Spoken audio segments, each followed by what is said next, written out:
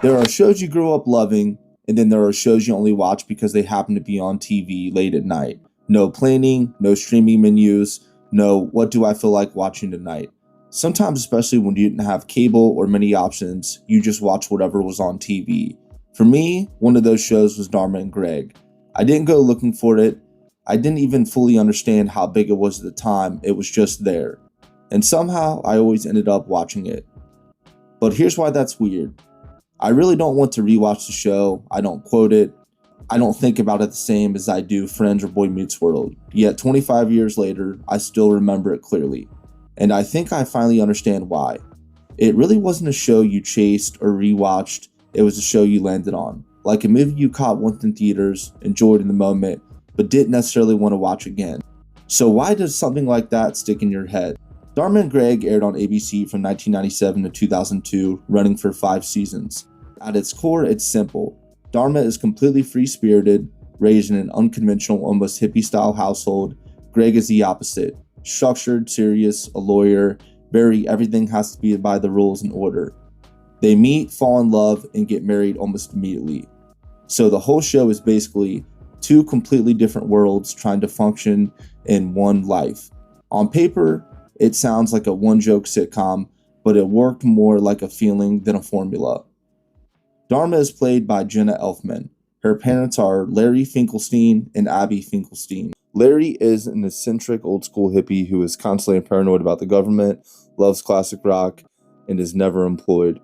Abby is full-on, free-spirited, spiritual Earth Mother figure, very alternative, deeply in holistics, and completely anti-traditional structure. So Dharma grows up in a house where roles are optional. That's why she behaves the way she does. To her, chaos isn't chaos, it's normal life. And even her job reflects that. Dharma works as a yoga instructor and wellness teacher. She doesn't exist inside rigid systems, she helps people outside them. Greg is played by Thomas Gibson. He's a lawyer, very structured, very controlled, where he comes from an insanely traditional background. His parents are Edward Montgomery and Kitty Montgomery. Edward is a wealthy businessman, strict, rule-based, authority-driven. Kitty is focused on status, appearances, and social expectations. So Greg grows up believing life has rules, and those rules matter. So when he meets Dharma, it completely breaks his system. And that's the core dynamic. Dharma is emotional, spontaneous, and instinct-driven. Greg is logical, structured, and controlled. So when they're together, it's 2 completely different operating systems trying to run the same life. But the real strength of the show isn't just Dharma and Greg, it's the families around them. Greg's side is exactly what you'd expect. Order, rules, tradition. Everything has structure, everything has expectations, and then you have Dharma's parents, Larry and Abby. They basically exist outside that entire system. Larry is potentially the funniest character in the entire show, bringing a lot of comic relief. Abby brings spiritual, emotional, free-flowing energy. They show up like, hey, do you want tea or maybe a conversation about your emotional energy today? And Greg is just standing there like, I'm a lawyer. Why does no one behave normally around here? The contrast drives a lot of the humor. Greg tries to apply logic to a world that doesn't run on logic. It also has a very similar rhythm to shows like The Nanny, where 2 different worlds constantly collide. That's what gives it its charm. But also, why it doesn't feel like something you rewatch endlessly. What people forget is that Dharma and Greg wasn't small. At its peak, it pulled around 10 to 13 million viewers. That's real network TV success. This was a major ABC sitcom, but it also came out during one of the most competitive sitcom eras ever. You had Friends dominating culture, Frasier still strong, Everybody Loves Raymond was everywhere, Will and Grace rising fast.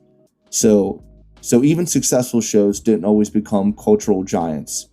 They just existed in a crowded golden era. And that might be part of why it feels different now. It didn't become endlessly watched like some other shows during its time. It lived strongly in the moment.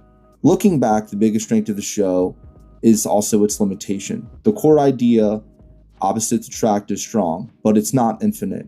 By season 4, majority of the ideas had ran dry and the show was starting to die out. By season 5, you could feel it. It was still watchable, still solid, but it's not evolving anymore. It's just continuing. Looking back, I think that's ultimately what happened to Dharma and Greg. The show wasn't a failure. It wasn't canceled after 1 season. It wasn't hated. It wasn't forgotten because it was bad. In fact, millions of people watched it. It ran for 5 seasons. It was a genuine hit, but here's the weird thing. When people talk about the biggest sitcoms ever in the late 90s, Dharma Greg almost never comes up. And that's fascinating, because we tend to think television only has 2 outcomes. Either the show is a huge success or it disappears. But there's actually a middle category. Shows that were successful, shows that people liked, shows that lasted for years, and then shows that made a lot of money, but never quite crossed over into becoming cultural landmarks. And I think Dharma Greg lives in that space. It wasn't Friends, it wasn't Seinfeld, it wasn't Frasier.